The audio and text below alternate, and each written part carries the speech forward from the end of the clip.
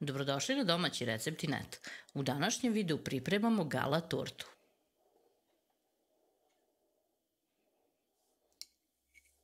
Na početku slatku pavlaku ostavit ćemo u frižider, a maslac ćemo ostaviti ovdje na sobnoj temperaturi kako bi se kasnije lakše umutio.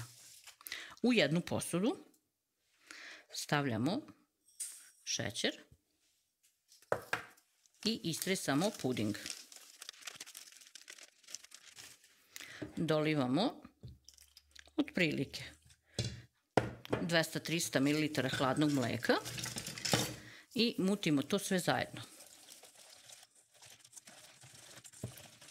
Ostatak mlijeka do 1,5 litra istresamo u šerpu u kojoj će mlijeko da provri.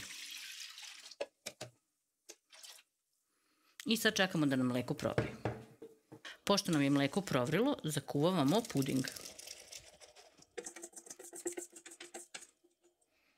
I sad miješamo dok nam se ne zgusne.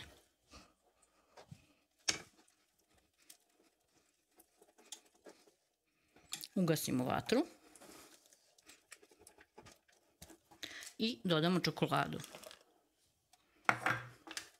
I opet miješamo dok nam se čokolada ne otopi.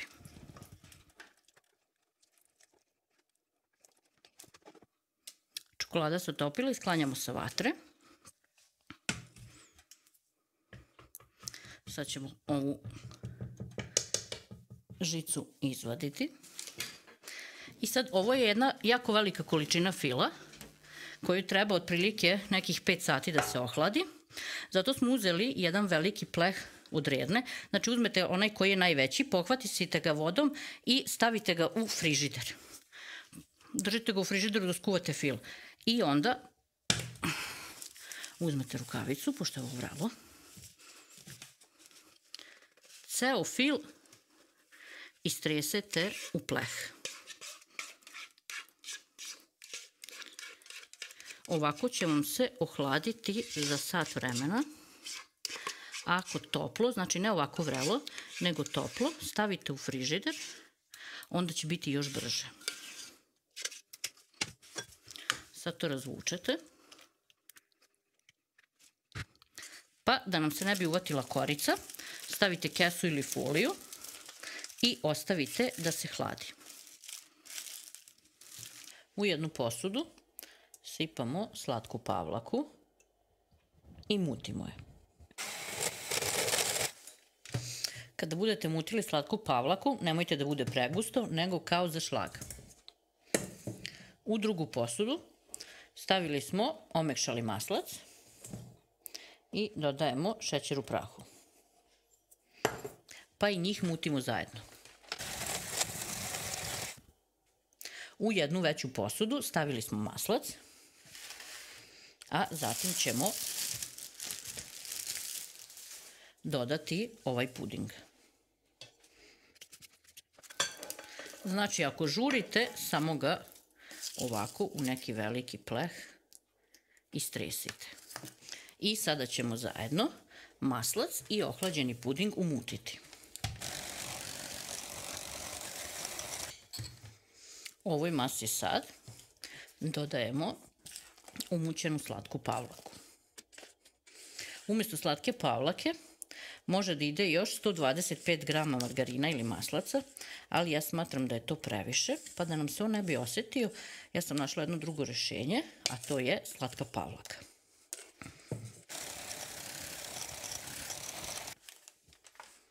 I fil za ovu tortu nam je gotov. U jedan dublji pleh stavili smo foliju. Ovaj pleh je dimenzija 30 x 20 cm. Keks smo podelili na 4 jednaka dela da dobijemo kao 4 korice. I sad slažemo prvi sloj keksa koji ne namačemo u mleko. Ukoliko jako žurite, slobodno keks namočite u mleko.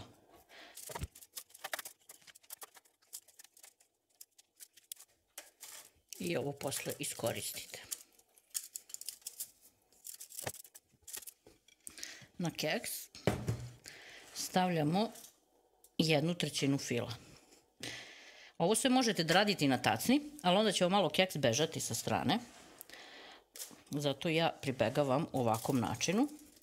jer onda ne brinem da li će mi biti ravne ivice, da li će mi keks bežati, znači samo mažem. Ovo ćemo sve ponavljati dok ne utrošimo keks i fil.